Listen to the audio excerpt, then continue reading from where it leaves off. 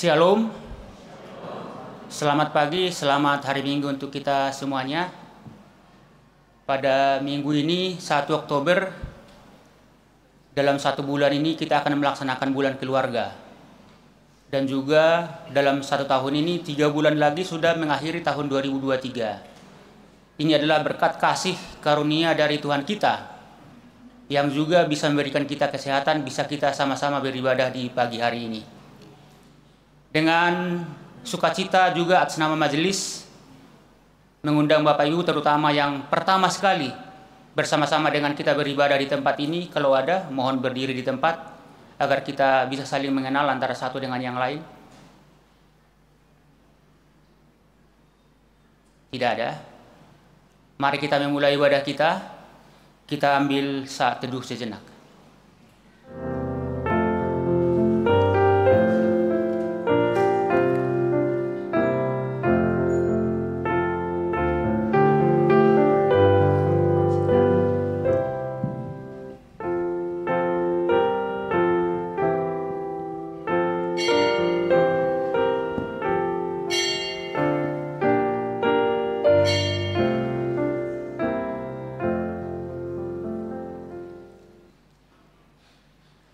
Umat yang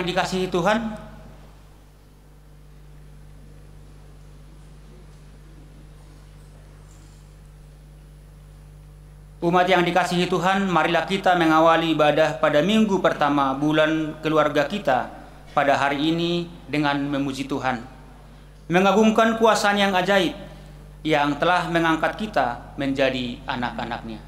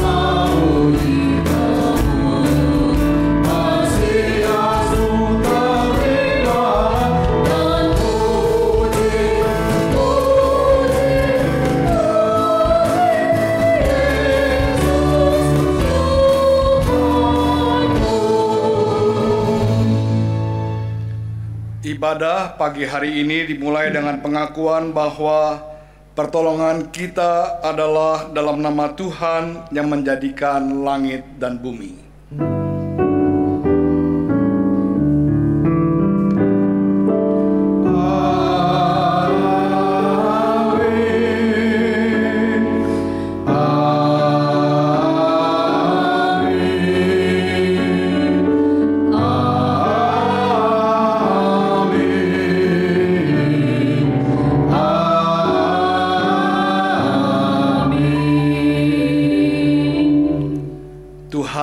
Beserta saudara dan beserta saudara juga.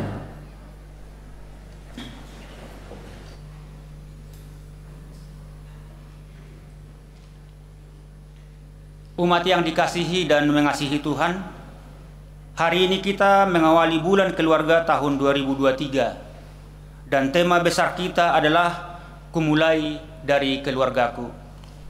Sebuah tema yang mengingatkan peran penting keluarga sebagai tempat di mana kita memulai perjalanan hidup dan mengalami perjumpaan dengan Tuhan. Subtema ibadah kita minggu ini bertepatan dengan perjamuan kudus sedunia adalah keluarga yang mengakui kuasa Allah. Kita meyakini jika Allah menjadi penguasa tertinggi dalam kehidupan keluarga, maka keluarga kita akan menjadi keluarga yang berbahagia.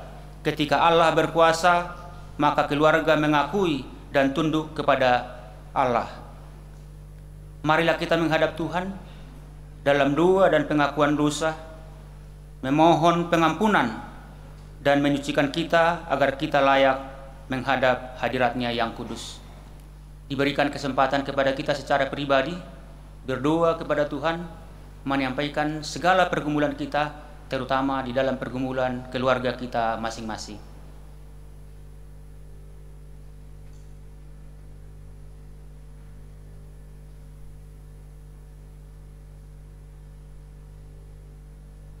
Tuhan, pagi ini kami datang ke hadirat-Mu ya Bapa di sorga, menyampaikan segala pergumulan kami yang kami hadapi. Kami menyadari kami adalah orang-orang yang penuh dengan dosa. Sering kami terbelenggu akan dosa yang kami lakukan. Kami tidak layak datang ke hadirat-Mu.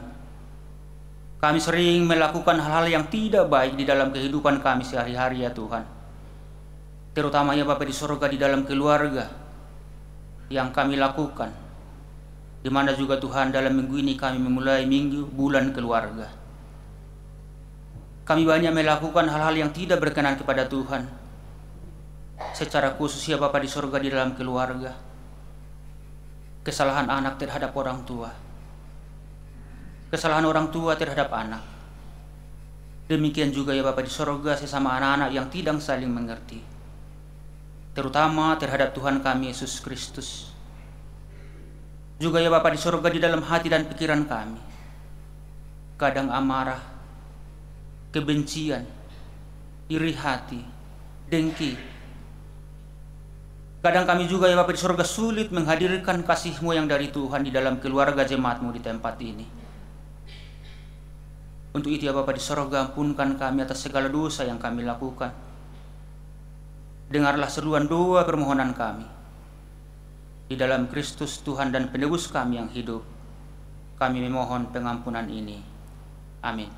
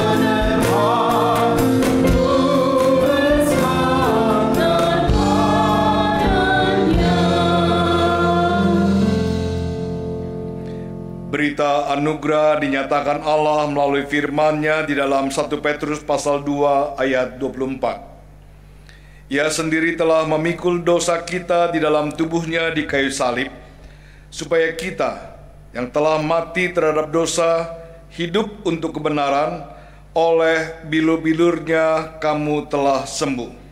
Di dalam Kristus engkau telah diampuni. Di dalam Kristus engkau pun telah diampuni. Damai Kristus bagimu. Damai Kristus bagimu juga. Salam damai nanti dilakukan pada saat liturgi perjamuan kudus.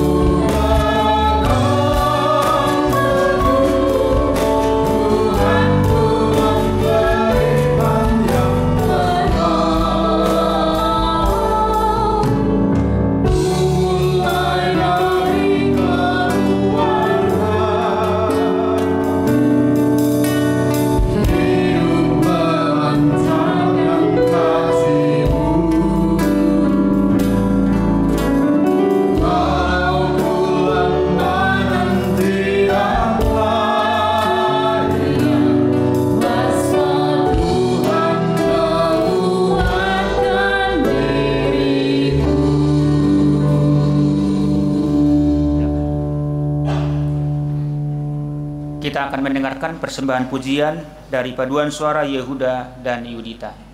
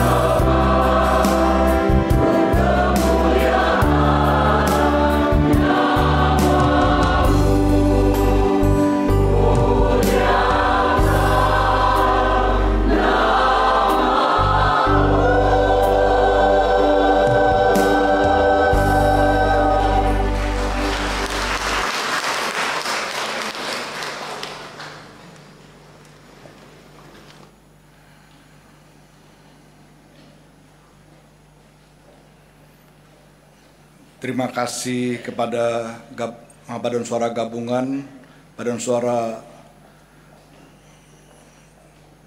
Yehuda, dan Paduan Suara Judita.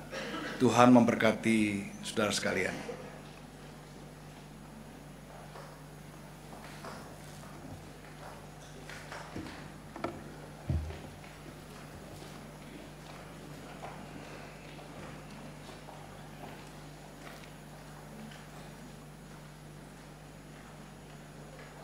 Mari kita masuk dalam doa sebelum kita membaca dan merenungkan firman Tuhan.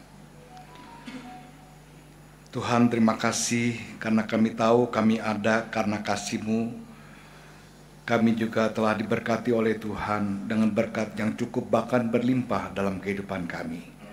Terima kasih jikalau di pagi yang cerah ini Tuhan telah mengumpulkan kami di rumah-Mu untuk bersama-sama memuji dan memuliakan nama-Mu.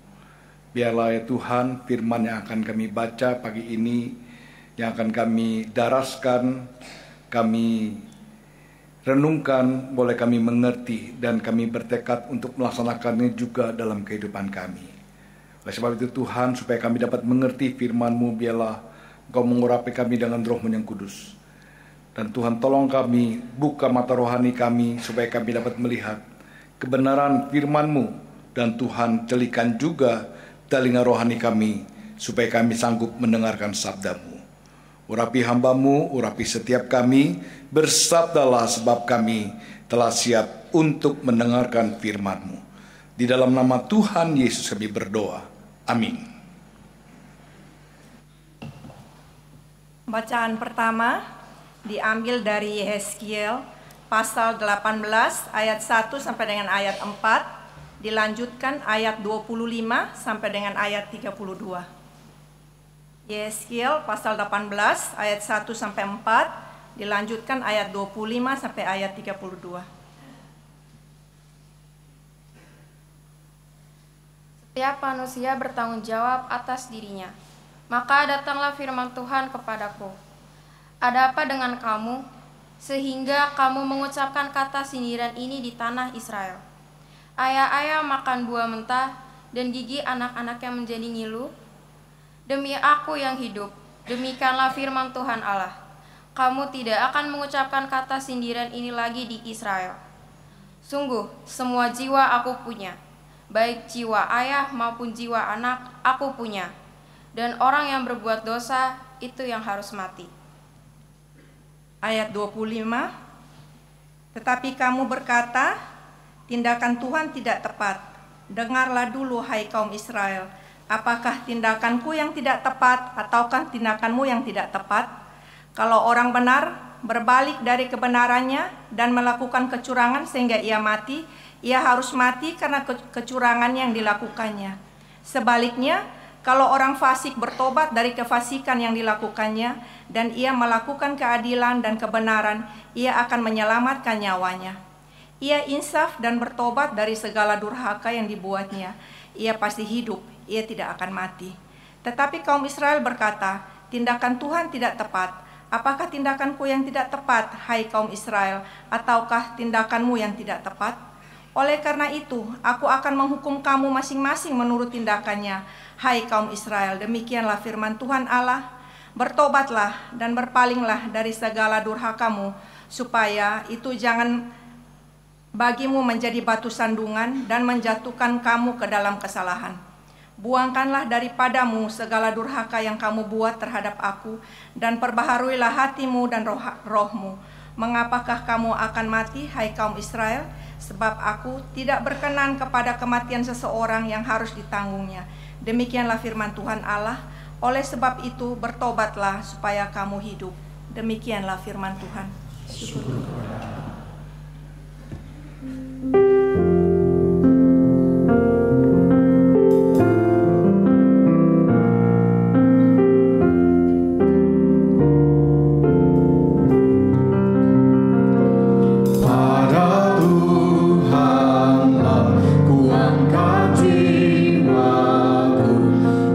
Percaya padamu.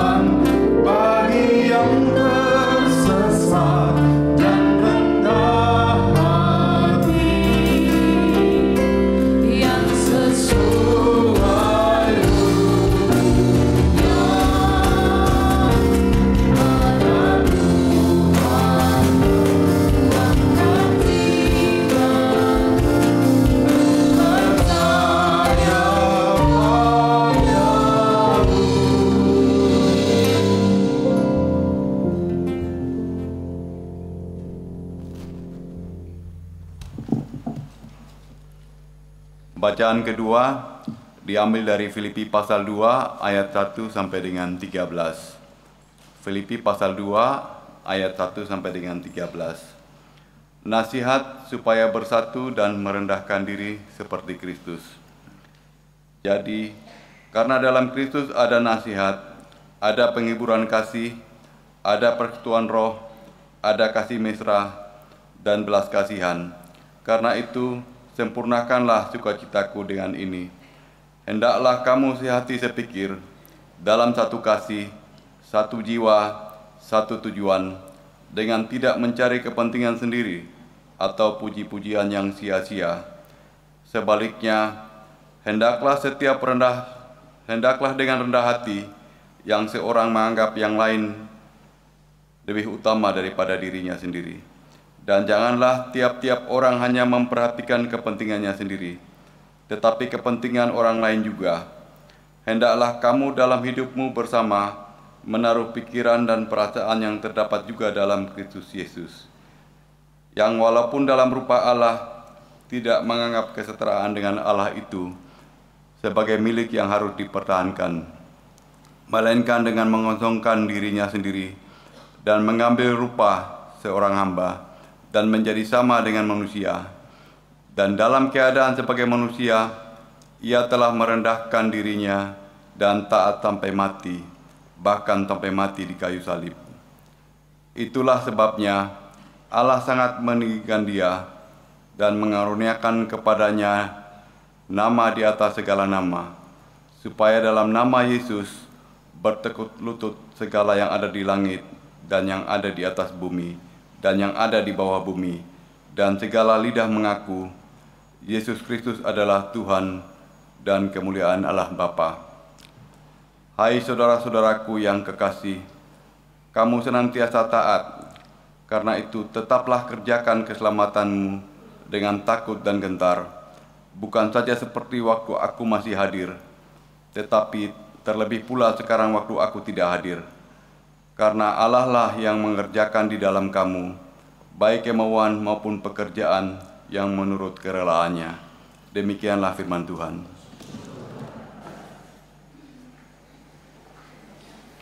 Pembacaan Injil terambil dari Injil Matius pasal 21 ayat 23 hingga 32.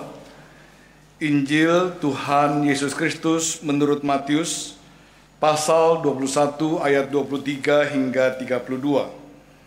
Pertanyaan mengenai kuasa Yesus. Lalu Yesus masuk ke bait Allah, dan ketika ia mengajar di situ, datanglah imam-imam kepala serta tua-tua bangsa Yahudi kepadanya dan bertanya, dengan kuasa manakah engkau melakukan hal-hal itu? Dan siapakah yang memberikan kuasa itu kepadamu? Jawab Yesus kepada mereka, aku juga akan mengajukan satu pertanyaan kepadamu, dan jikalau kamu memberi jawabnya kepadaku, aku akan mengatakan juga kepadamu dengan kuasa manakah aku melakukan hal-hal itu. Dari manakah baptisan Yohanes? Dari surga atau dari manusia? Mereka memperbincangkannya di antara mereka dan berkata, jikalau kita katakan dari surga, dia akan berkata kepada kita, kalau begitu mengapa kamu tidak percaya kepadanya? Tetapi jikalau kita katakan dari manusia, kita takut kepada orang banyak, sebab orang banyak, semua orang menganggap Yohanes ini nabi. Lalu mereka menjawab Yesus, kami tidak tahu. Dan Yesus pun berkata kepada mereka, jika demikian aku juga tidak mengatakan kepadamu dengan kuasa manakah aku melakukan hal-hal itu. Perumpamaan tentang dua orang anak. Tetapi apakah pendapatmu tentang ini? Seorang mempunyai dua anak laki-laki, dia pergi kepada anak yang sulung dan berkata, anakku, pergi dan bekerjalah hari ini dalam kebun anggur. Jawab anak itu, baik Bapak, tetapi ia tidak pergi. Lalu orang itu pergi kepada anak yang kedua dan berkata demikian juga. Dan anak itu menjawab, aku tidak mau. Tetapi kemudian ia menyesal lalu pergi juga. Siapakah di antara kedua orang itu yang melakukan kehendak ayahnya? Jawab mereka, yang terakhir. Kata Yesus kepada mereka, Aku berkata kepadamu, sesungguhnya pemungut-pemungut cukai dan perempuan-perempuan sundal akan mendahului kamu masuk ke dalam kerajaan Allah. Sebab Yohanes datang untuk menunjukkan jalan kebenaran kepadamu, dan kamu tidak percaya kepadanya. Tetapi pemungut-pemungut cukai dan perempuan-perempuan sundal percaya kepadanya, dan meskipun kamu melihatnya, tetapi kemudian kamu tidak menyesal dan kamu tidak juga percaya kepadanya. Sampai di sini pembacaan firman Tuhan. Yang berbahagia adalah setiap orang yang membaca firman Tuhan, merenungkannya, dan memeliharanya dalam hidup sehari-hari. Haleluya.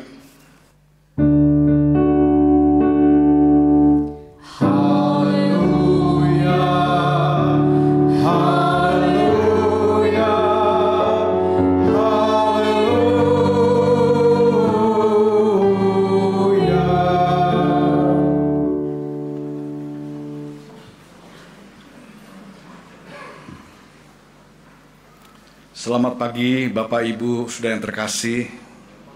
Shalom.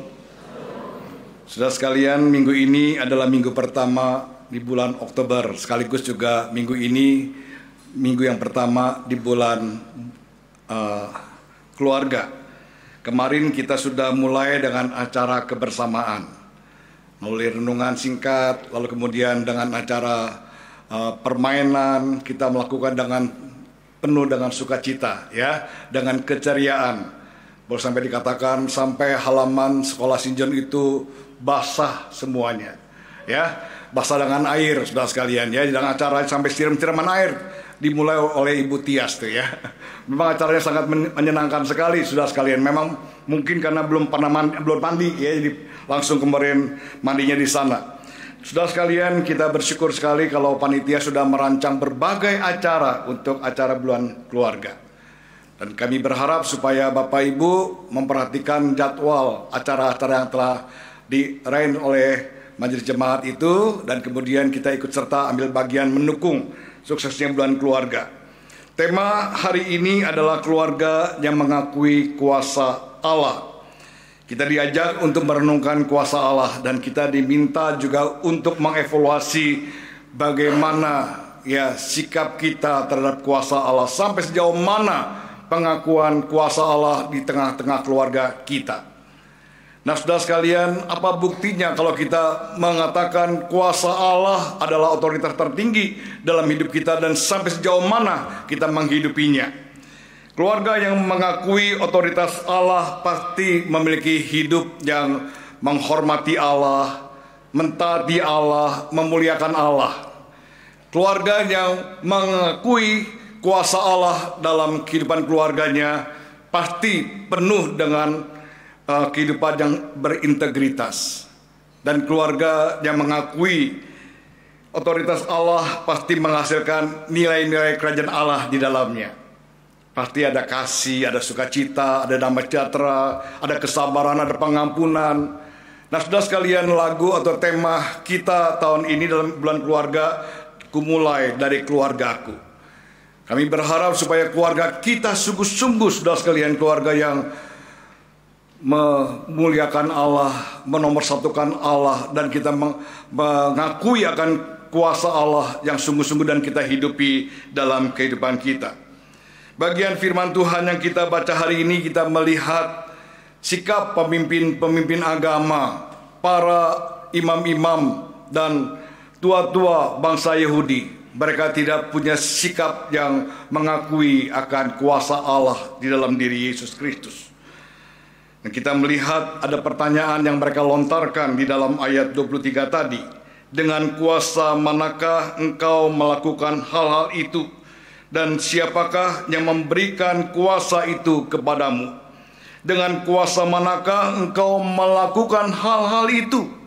Hal-hal itu berkaitan dengan bagian sebelumnya. Tatkala kita membaca Matius pasal 21 ayat 1 sampai 11, ini bicara tentang apa, saudara sekalian? Bicara tentang peristiwa Yesus memasuki Yerusalem, menunggang keledai muda. Dan kemudian orang banyak menyambutnya dengan luar biasa. Mereka begitu berantusias menyambut kedatangan Yesus, sambil mengibar-gibarkan daun palem, menghamparkan pakaian di jalan-jalan, berteriak, "Hosana, Hosana, diberkatilah yang datang dalam nama Tuhan." Begitu luar biasa, saudara sekalian, pengagungan terhadap Yesus. Lalu peristiwa yang kedua kita melihat di dalam ayat 12 dan 13. Tuhan masuk ke dalam bait Allah dan dia melihat orang berjualan di sana, penukar-penukar uang ada di sana. Dan Tuhan melihat ini nggak beres. Kemudian dikatakan Tuhan membalikkan meja-meja penukar uang. Di dalam bagian lain dikatakan Tuhan membuat cambuk atau cemeti dan mengusir mereka dari halaman bait Allah. Sebab tempat itu adalah tempat bagi orang-orang non-Yahudi yang mau menyembah kepada Tuhan, namun telah dipakai sebagai sarang penyamun. Peristiwa yang ketiga di dalam ayat 14, saudara sekalian, Tuhan melakukan mujizat yang luar biasa. Dia menyembuhkan orang yang sakit, yang matanya buta, orang-orang yang timpang. Dan kemudian peristiwa yang keempat dalam ayat 18 sampai 22, Tuhan mengutuk pohon ara yang tidak berbuah. Tuhan mengatakan, "Engkau tidak akan berbuah lagi selama-lamanya." Dan dikatakan seketika itu juga pohon ara itu menjadi kering. Jadi kita melihat, saudara sekalian, bukan hanya 4 peristiwa ini, tapi saya percaya sekali begitu banyak peristiwa-peristiwa yang membuat mereka bertanya-tanya. Kalau kita membaca dalam ayat 23 tadi, saudara sekalian, dikatakan Yesus masuk ke bait Allah dan mengajar. Kata mengajar di sini, saudara sekalian, mengandung pengertian mengajar penuh dengan kuasa. Dan kalau kita melihat di dalam bagian lain juga dikatakan Yesus mengajar tidak seperti ahli-ahli Taurat dan orang-orang Farisi. Dia mengajar seperti orang yang berkuasa. Dia ada kuasa, otoritas dalam pengajarannya, saudara sekalian. Dan membuat mereka bertanya, dengan kuasa manakah engkau melakukan hal-hal itu, dan siapakah yang memberikan kuasa itu kepadamu? Nah, saudara sekalian, para imam, kepala, dan ahli Taurat bangsa Yahudi mempertanyakan tentang siapakah yang memberimu kuasa, karena Yesus tidak memiliki otoritas keagamaan. Tidak ada kelompok-kelompok dalam keagamaan atau golongan-golongan tertentu yang memberikan dia kuasa mengangkat dia sebagai pemimpin. Nah, saudara sekalian, Yesus tidak pernah diakui secara umum bahwa dia sebagai seorang pemimpin atau sebagai seorang guru. Saudara sekalian, sebab mereka tahu siapa Yesus. Kalau kita melihat di dalam bagian Alkitab, sampai orang bertanya, "Siapakah engkau?" Mereka kenal siapa ayahnya, bernama Yusuf, ibunya bernama Maria. Mereka dari keluarga miskin, seorang tukang kayu Yusuf. Nah, saudara sekalian, dikatakan juga mereka dari Nazaret. Nazaret adalah kota kecil, bukan kota besar. Kota yang dari kampung yang kecil, dusun yang kecil, yang tidak populer. Saudara sekalian, berbeda dengan para imam-imam, kepala. Bahkan dikatakan mereka adalah orang-orang yang sangat terhormat. Mereka memang diangkat sesuai dengan kitab suci. Kalau kita melihat di dalam Alkitab, saudara sekalian, jabatan imam, jabatan turun-temurun dari keturunan Lewi, orang-orang pilihan. Demikian juga kata tua-tua adalah orang-orang yang diangkat sejak zaman Musa. Mereka punya jabatan-jabatan tua-tua, jabatan-jabatan yang terhormat, yang melayani umat. Saudara sekalian, seperti di HKBP kata sintua, atau di GKI kata penatua, bukan penat dan tua. Nah, saudara sekalian, jabatan yang begitu dihargai untuk melayani umat. Nah, saudara sekalian, lalu mengapa mereka menanyakan dengan kuasa manakah Tuhan melakukan semuanya itu? Siapakah yang memberikan kuasa kepadanya? Nah, saudara sekalian, kenapa ditanyakan seperti ini? Karena kita melihat Yesus tiba-tiba muncul luar biasa. Dia menarik popularitas daripada banyak orang, sampai banyak orang berbondong-bondong mengikuti Yesus. Kita melihat, saudara sekalian, Yesus makin lama makin populer, membuat mereka menjadi tergelitik hatinya. Ajaran-ajaran Yesus begitu menarik dan mereka begitu mengagung-agungkan Yesus. Kalau kita membaca di dalam ayat 15, dikatakan anak-anak mereka juga berteriak, Hosana, Hosana, diberkatilah dia bagi anak Daud. Hosana, Hosana bagi anak Daud. Satu pujian yang luar biasa. Tetapi dalam Alkitab kita melihat dalam Matius pasal 21 ayat 15 dikatakan, hati mereka sangat jengkel. Sifat iri ada di sana, sifat benci ada di sana, ya. Tatkala Yesus semakin populer dan mereka kemudian menanyakan dengan kuasa mana, boleh dikatakan siapa lu, ya. Nah, saudara sekalian, mendapat pertanyaan seperti itu, Yesus tidak langsung memberi jawaban. Kemudian Yesus bertanya pula kepada mereka, aku juga akan mengajukan satu pertanyaan kepadamu. Jikalau kamu memberi jawab kepadaku, aku akan mengatakan juga kepadamu dengan kuasa manakah aku melakukan hal-hal itu. Dari manakah baptisan Yohanes, dari surga atau dari manusia? Dengan menjawab seperti ini, sebenarnya Tuhan telah menyatakan sumber otoritasnya sama dengan otoritas daripada Yohanes Pembaptis. Maka Yesus bertanya, dari manakah baptisan Yohanes? Dari surga atau dari manusia?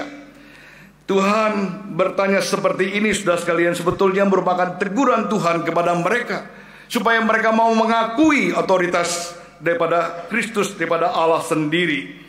Maka Tuhan bertanya tentang baptisan Yohanes, dari manakah otoritasnya? Dari manakah otoritas Yohanes untuk membaptis orang? Dari manakah otoritas Yohanes untuk menyampaikan khotbah di hadapan banyak orang? Yohanes Pembaptis pun tidak memiliki legalitas seperti para pemimpin-pemimpin agama. Mereka adalah orang-orang yang memang diakui, tetapi Yohanes juga tidak diakui, saudara sekalian. Dia tidak memiliki kuasa, tetapi dia memiliki kuasa daripada Allah. Sekalipun Yohanes hidup dalam kesederhanaan, memang kalau kita melihat pakaiannya adalah dari jubah bulu unta, ikat pinggang kulit, makanannya madu dan belalang hutan. Nah, saudara sekalian, tapi dia punya kuasa yang luar biasa untuk menyampaikan firman Tuhan. Bahkan khotbahnya juga sangat sederhana. Khotbahnya luar biasa, sudah punya kuasa. Dia hanya mengatakan bertobatlah, bertobatlah, sebab kerajaan Allah sudah dekat. Apa yang terjadi, saudara sekalian? Begitu banyak orang berbondong-bondong datang menghampiri Yohanes. Dikatakan dari seluruh Yerusalem, Yudea, dan seluruh orang-orang di pinggir sungai Yordan, mereka sekitar Yordan, mereka datang kepada Yohanes minta dibaptis. Yohanes punya kuasa apa, saudara sekalian?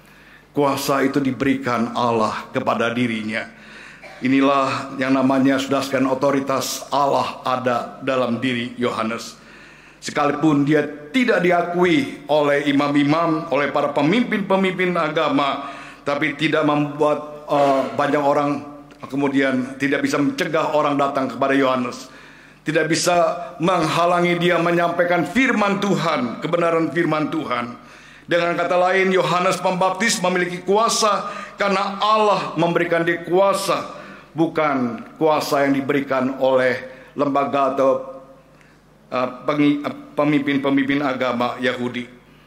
Pertanyaan Tuhan ini membuat mereka dilema, saudara sekalian. Lalu kemudian kita melihat dalam Alkitab, mereka kemudian diskusi, ya. Mereka mendiskusikan bagaimana mereka menjawab. Kalau mereka mengatakan dari Allah, sampai kemudian mereka takut karena nanti Yesus tanya, kenapa engkau tidak percaya? Kalau mereka mengatakan dari manusia, maka ini juga masalah tersendiri karena orang banyak menganggap Yohanes adalah seorang nabi. Ini merupakan dilema bagi mereka, tetapi untuk amannya mereka mengatakan apa? Kami tidak tahu. Apakah benar mereka tidak tahu, saudara sekalian? Kita melihat di sini ada kemunafikan yang terjadi di dalam diri para pemimpin-pemimpin agama. Ketakutan mereka terhadap apa yang seharusnya mereka katakan. Itulah sebabnya mereka berbohong dan mengatakan kami tidak tahu. Nah, saudara sekalian, dalam perumpamaan itu juga dijelaskan kemudian Tuhan mengajukan pertanyaan juga. Tetapi apakah pendapatmu tentang ini? Kemudian Tuhan memberikan perumpamaan tentang seorang yang memiliki 2 orang anak. Anak yang pertama, anak yang sulung, diberikan tugas untuk pergi ke ladang untuk menggarap kebun anggur, tetapi mereka mengatakan iya, dia mengatakan iya, tetapi tidak melaksanakannya. Sedangkan anak yang kedua, anak bungsunya, diminta pergi juga, tetapi tidak melakukannya, ya, tidak mau, tetapi kemudian dia menyesal dan melakukan. Kemudian Tuhan bertanya, siapakah yang di antara mereka yang melakukan kehendak ayahnya? Mereka mengatakan yang terakhir. Nah, saudara sekalian, kalau kita membaca di dalam bagian yang kita baca tadi, ayat yang pertama, ayat 26, 23 sampai ayat yang ke-27 ini merupakan bagian terpisah, ya. Lalu kemudian ayat 28 sampai 32 itu merupakan bagian yang lain. Apakah terpisah? Tetapi bagi saya tidak, saudara sekalian. Tatkala mereka bertanya, dengan dari manakah kuasamu? Lalu kemudian Tuhan menjelaskan mengenai perumpamaan seorang yang memiliki 2 anak. Ini mempunyai hubungan yang begitu erat sekali, saudara sekalian. Dan kemudian ini menggambarkan siapa? Imam-imam kepala, tua-tua Yahudi, menggambarkan kelompok yang pertama, orang-orang yang pertama atau anak yang pertama.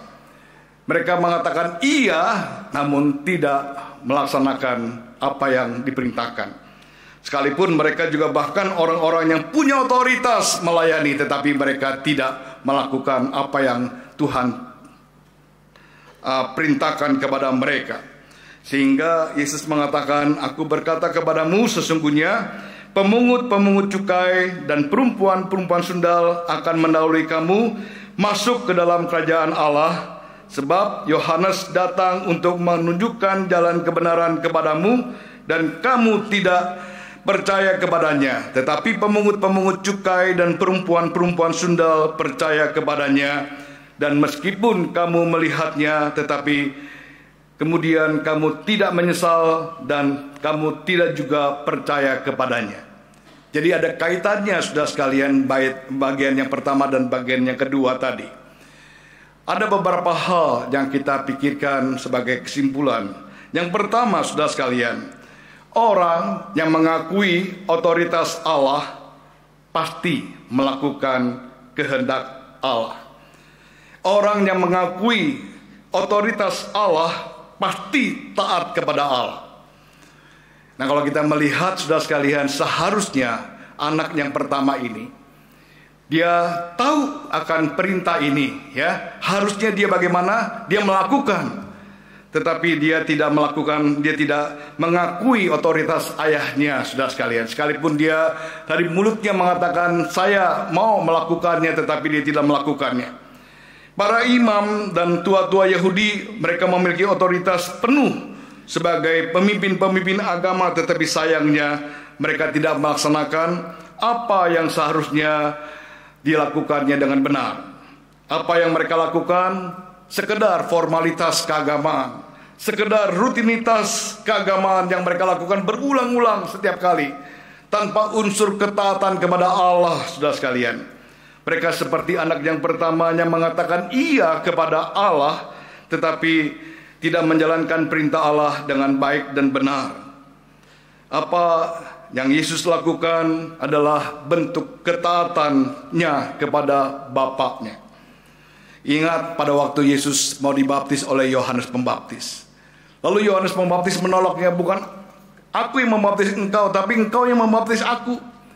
Tapi kemudian Yesus mengatakan kita harus melakukan apa yang dikehendaki Allah.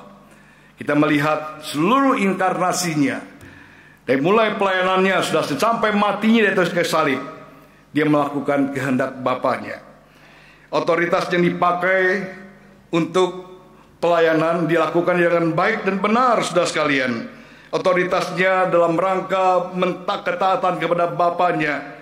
Tidak seperti para pemimpin-pemimpin agama pada waktu itu, otoritasnya dipakai untuk dirinya sendiri.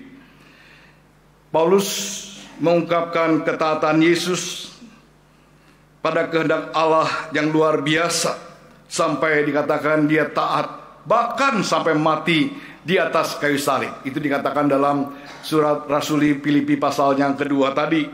Dikatakan itulah sebabnya Allah sangat meninggikan dia dan mengaruniakan kepadanya nama di atas segala nama, supaya dalam nama Yesus bertekuk lutut segala yang ada di langit, yang ada di bumi, yang ada di bawah bumi, segala lidah mengaku Yesus Kristus adalah Tuhan bagi kemuliaan Allah Bapa.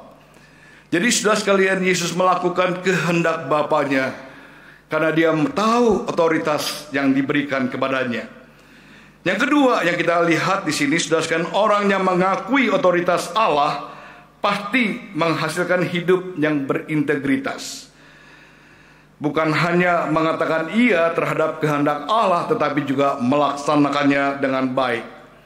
Para pemimpin-pemimpin agama, tua-tua, dan imam-imam kepala, mereka seperti anak pertama, tidak memiliki integritas diri. Mereka mengatakan iya, tetapi tidak melakukannya apa yang mereka katakan. Bahkan pengajaran-pengajaran yang mereka ajarkan kepada umat tidak sesuai dengan kelakuannya.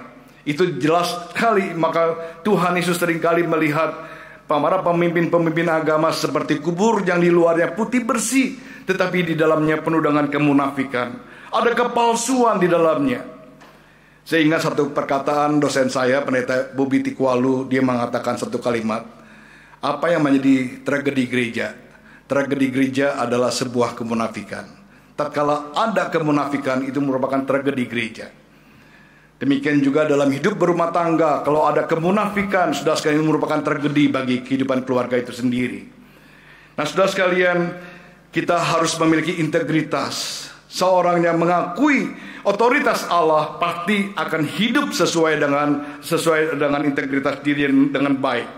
Integritas adalah keutuhan, kata dan perbuatan menyatu, tanpa ada kepalsuan, tanpa ada kebohongan, tanpa ada kepura-puraan. Orang-orang pemimpin-pemimpin agama hanya bisa ngomong NATO saja, tetapi saudara sekalian, orang yang berintegritas pasti nyata. Orang-orang yang mengakui otoritas kepada Allah pasti nyata dalam kehidupan berintegritas. Nah, kita melihat saudara sekalian, para pemimpin-pemimpin agama ini mempunyai mental tidak seperti itu. Hidup mengakui otoritas Allah pasti menghasilkan hidup yang berintegritas. Namun sebaliknya, tatkala kita memiliki integritas yang sungguh, maka kita juga akan mengalami kuasa Allah nyata lewat kehidupan kita.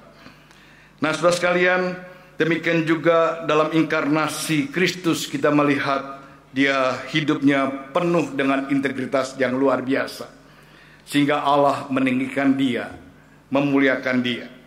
Yang ketiga, mengakui otoritas Allah pasti memiliki hidup baru. Dan kemudian Tuhan memberikan perumpamaan tadi bahwa orang-orang yang mengakui otoritasnya, kemudian mereka percaya dan kemudian menyesal, mereka bertobat.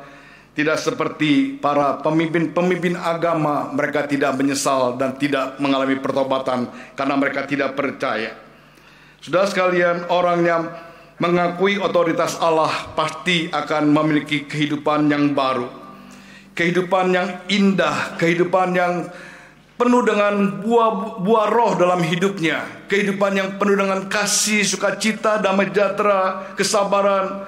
Kalau kita membaca Filipi pasal yang kedua tadi, saudara sekalian, itu kehidupan persekutuan yang indah terjadi karena orang-orang yang di dalam Tuhan itu adalah orang-orang yang mengerti akan otoritas Allah yang mempengaruhi kehidupannya. Orang-orang yang mengakui otoritas Allah pasti mau hidup mendeladani Kristus. Nah, saudara sekalian, kiranya keluarga kita menjadi keluarga yang mengakui otoritas Allah, yang ditandai dengan ketaatan yang mutlak kepada Allah, kesetiaan beribadah kepada Tuhan, kesetiaan dalam melayani, kesetiaan menjadi saksi, ditandai dengan integritas diri dan juga ditandai dengan kehidupan yang baru. Biarlah Tuhan yang boleh menolong kita. Semua harus dimulai dari keluarga kita, dari diri kita, dan kemudian lanjutkan dengan keluarga kita. Dan saya percaya jikalau setiap kita mengutamakan otoritas Allah nomor satu dalam kehidupan kita, maka hidup kita menjadi hidup yang berkenan di hadapan Allah. Tuhan menolong kita. Amin.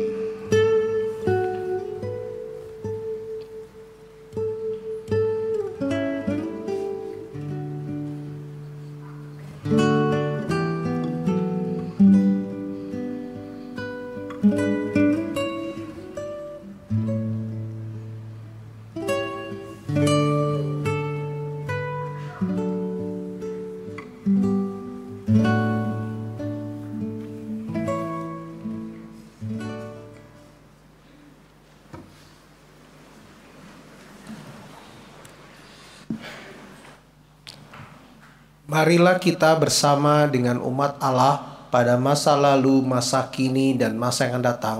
Dengan mengingat janji baptisan kita, marilah kita mengikrarkan pengakuan iman kita seturut dengan pengakuan iman rasuli yang berbunyi demikian. Aku percaya kepada Allah, Bapa yang Maha Kuasa, Khalik langit dan bumi, dan kepada Yesus Kristus, anaknya yang tunggal Tuhan kita, yang dikandung dari Roh Kudus, lahir dari anak darah Maria, yang menderita sengsara di bawah pemerintahan Pontius Pilatus, disalibkan, mati dan dikuburkan, turun ke dalam kerajaan maut. Pada hari yang ketiga bangkit pula dari antara orang mati, naik ke surga, duduk sebelah kanan Allah, Bapa yang Maha Kuasa, dan dari sana ia akan datang untuk menghakimi orang hidup dan yang mati. Aku percaya kepada Roh Kudus, gereja yang kudus dan am, persekutuan orang kudus, pengampunan dosa, kebangkitan orang mati, dan hidup yang kekal. Amin. Mari kita sehati dalam doa syafaat kita. Bapa di surga, kami sungguh bersyukur, berterima kasih jikalau pada pagi hari ini kami boleh merenungkan firman-Mu, kami diingatkan agar kami menjadi keluarga yang mengakui otoritas Allah dalam kehidupan keluarga kami, menghasilkan ketaatan, integritas diri, dan juga kehidupan yang baru. Kami mohon Bapa, biarlah firman yang kami dengar bukan berlalu begitu saja, tetapi menjadi bagian yang utuh dalam kehidupan kami terapkan dalam hidup sehari-hari. Dan biarlah sungguh bukti kami mengakui otoritas Allah kami nyatakan dalam kehidupan sehari-hari. Mohon Tuhan menolong kami. Kami juga berdoa untuk acara bulan keluarga. Terima kasih untuk acara kebersamaan yang boleh berjalan dengan baik kemarin. Dan kami masih menyerahkan serangkaian acara-acara yang telah dirancang oleh panitia. Kami mohon Tuhan tolong supaya acara-acara ini kami dapat dukung dan kami boleh dapat ikuti, membuat keluarga kami pun menjadi keluarga yang bertumbuh, bertambah, berkembang, berbuah bagi Tuhan. Kami juga berdoa untuk pembangunan gedung parkir yang masih berlangsung ini. Demikian juga pembangunan sarana penunjang yang akan kami juga laksanakan. Kami mohon Tuhan tolong segala kebutuhan kami, biarlah Tuhan boleh mencukupkannya. Kami juga menyerahkan pembangunan di Bajem Simponi. Kami juga meyakini Engkau yang memulainya, Engkau akan meneruskannya sehingga segala kebutuhan juga pembangunan ini boleh berjalan dengan lancar sampai selesai dengan baik. Kami mengingat anggota jemaat yang sedang sakit, yang dirawat di rumah sakit atau di rumah mereka masing-masing. Kami mohon Tuhan memberikan kekuatan penghiburan, Tuhan yang boleh memberikan pertolongan kesembuhan bagi mereka. Bagi mereka yang telah undur, yang telah meninggalkan persekutuan dengan Tuhan dan dengan kami sebagai anak-anak-Mu, kami mohon Bapa, biarlah Engkau juga boleh mengingatkan mereka akan kasih yang mula-mula. Pada waktu-waktu akan datang mereka boleh bersama-sama kami duduk beribadah dan juga melayani lagi. Berkati para lansia, Tuhan tolong mereka agar pada masa tua mereka juga mendapatkan kekuatan dan pertolongan Tuhan. Kami mengingat bangsa dan negara kami menjelang Pilpres. Kami juga mohon Tuhan tolong begitu banyak manuver-manuver politik yang negatif yang melongrong pemerintahan. Kami mohon Tuhan memberikan hikmat bagi pemerintah kami dalam menyikapi hal ini, dan biarlah mereka diberikan pertolongan Tuhan. Jangan sampai mereka melakukan kesalahan. Kami tetap mohon Tuhan yang boleh memberkati. Berkati juga Tuhan untuk perjamuan kudus pagi ini yang akan kami rayakan. Terima kasih untuk undangan-Mu, Tuhan, bila kami dapat melakukannya dengan benar, mengingat akan cinta kasih Tuhan kepada kami. Terima kasih Tuhan, kami sungguh bersyukur untuk pertolongan-Mu. Kami bersyukur, kami berdoa dalam nama Tuhan Yesus Kristus. Amin. Berdiri, nyanyikan doa Bapa kami.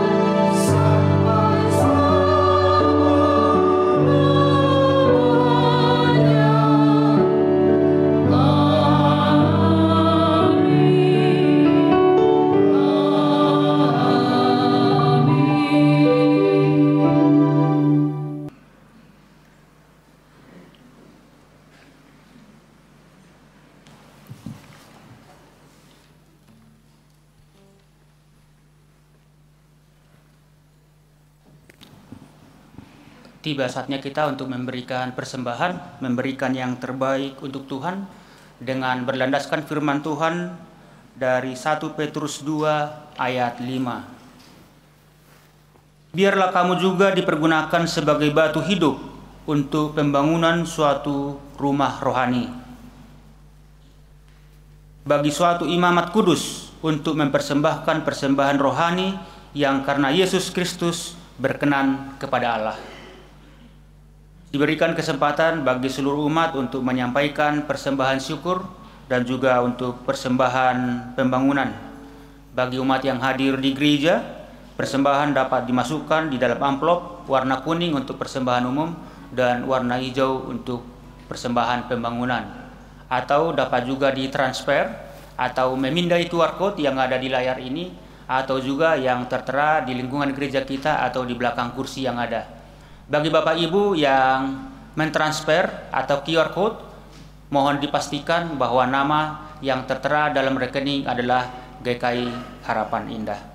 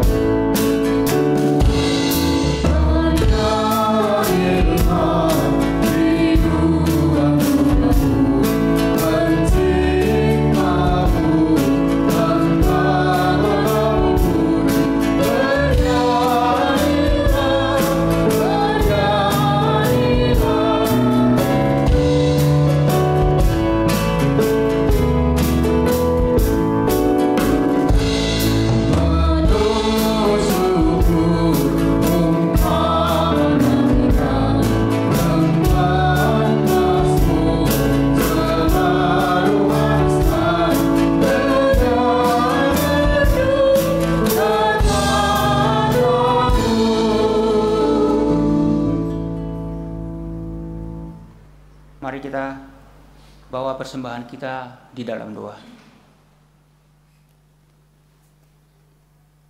Tuhan, terima kasih atas segala berkat dan kasih-Mu yang tidak berkesudahan yang Kau berikan dan nyatakan di dalam kehidupan kami. pertolongan-Mu yang begitu besar, Tuhan tidak pernah mempermalukan kami. Tuhan senantiasa mencukupkan akan segala apa yang kami perlukan dan butuhkan di dalam kehidupan kami sehari-hari. Saat ini ya Bapa di sorga, kami membawa dan memberikan persembahan atas segala berkat yang Tuhan berikan lebih dahulu kepada kami. Kiranya Tuhan memberkati persembahan ini, dan juga tubuh, jiwa, dan raga kami menjadi persembahan yang harum di hadapan-Mu. Kami juga berdoa ya Bapa, kiranya persembahan ini dapat dikelola dengan baik untuk memperluas kerajaan-Mu di dunia ini. Juga untuk setiap hamba-Mu yang akan mengelola persembahan ini, kiranya Tuhan berikan hati yang takut akan Tuhan. Dalam nama Tuhan Yesus kami berdoa dan mengucap syukur. Amin.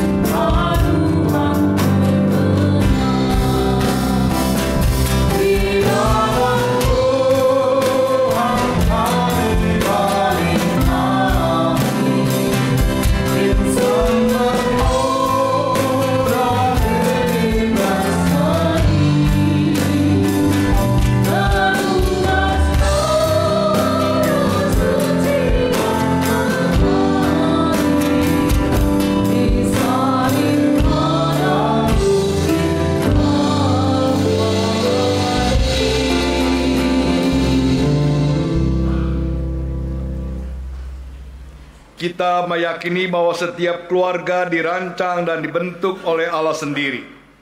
Oleh karena itu, marilah kita menjalani hidup keluarga kita masing-masing dengan menjadikan Allah sebagai otoritas tertinggi dalam keluarga kita, sehingga rumah kita menjadi rumah yang damai, sejuk, dan bahagia. Bye.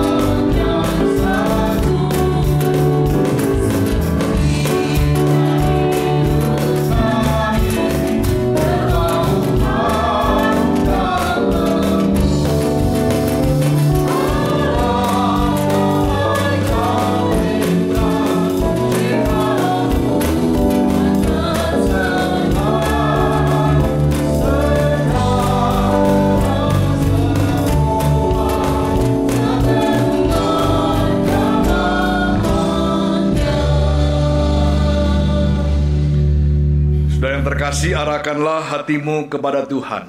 Kami mengarahkan hati kami kepada Tuhan. Jadilah saksi Kristus. Syukur kepada Allah. Terpujilah Tuhan. Kini dan selamanya. Pulanglah dengan damai, sejahtera, dan berkat Tuhan. Tuhan memberkati dan melindungi engkau. Tuhan menyinari engkau dengan wajah-Nya dan memberi engkau kasih karunia. Tuhan menghadapkan wajah-Nya kepadamu dan memberi engkau damai sejahtera dari saat ini sampai selama-lamanya. Amin.